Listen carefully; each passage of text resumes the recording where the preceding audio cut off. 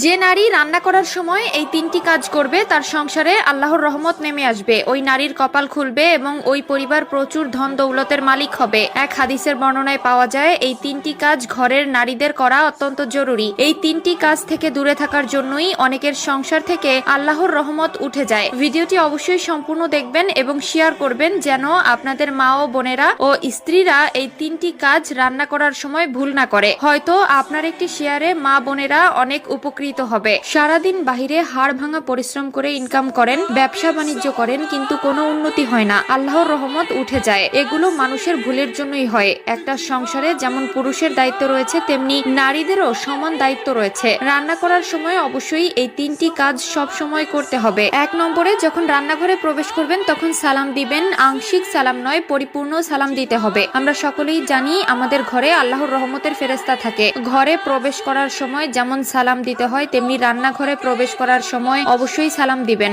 রহমতের ফেরেশতারা আপনার সালামের উত্তর দিবে। আমাদের মা বোন ও স্ত্রীরা মনের ভুলেও রান্নাঘরে ঢুকে একটি সালাম দেয় না। অনেকে চিন্তা করে খালি জায়গায় কি সালাম দিব, কে উত্তর দিবে। মনে রাখতে হবে ঘরে রহমতের ফেরেশতারা থাকে। আপনি সালাম দিবেন, আপনার সালামের উত্তর ফেরেশতারা দিবে আর আপনার উপর আল্লাহর রহমত নাজিল হবে। প্রিয় দর্শক, ঘরের মা বোন ও স্ত্রীদেরকে অবশ্যই রান্না করার সময় এই তিনটি কাজ করার পরামর্শ করবেন। যদি এই তিনটি কাজ মেনে রান্না করে তাহলে ওই নারীর এই কাজের উসিলায় ওই সংসারে বরকত নেমে আসবে। অনেক নারীর ভুলের জন্য সংসারে অশান্তি লেগেই থাকে এবং অভাব অনটন কিছু ছাড়ে না। কিন্তু এই তিনটি কাজ যে নারী রান্না করার সময় করবে আল্লাহর রহমতে তার সংসার শান্তিপূর্ণ হয়ে যাবে এবং অভাব অনটন দূর হয়ে যাবে। 2 নম্বর যে কাজের কথা বলা হয়েছে তা হলো রান্নাঘরে ঢুকে রান্না শুরুর আগে অবশ্যই বিসমিল্লাহ বলতে হবে। রান্না করার প্রত্যেকটা প্রক্রিয়া শুরু করার সময় বিসমিল্লাহির রহমানির রহিম পড়তে হবে। যে কোনো ভালো কাজ শুরু করার আগে বিসমিল্লাহ বলবেন, তাহলে